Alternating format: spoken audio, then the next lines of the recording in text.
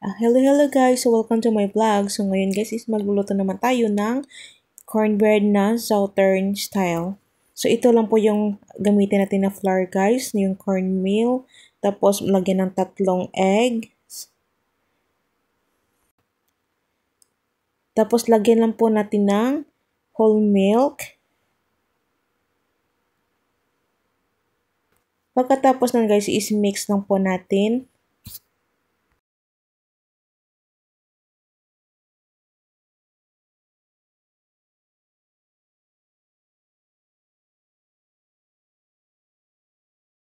Tapos nagpa-preheat lang po natin ng 400 Fahrenheit yung sa pan. Tapos ilagay natin yung grease oil.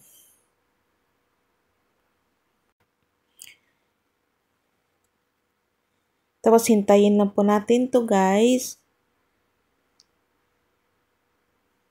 Hanggang nag-preheat siya. Tapos ilagay po natin yung na-mix natin na flour, na cornmeal flour.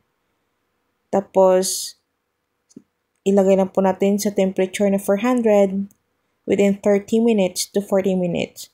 So ito na guys, luto na po guys. Best dinner po ng asawa natin.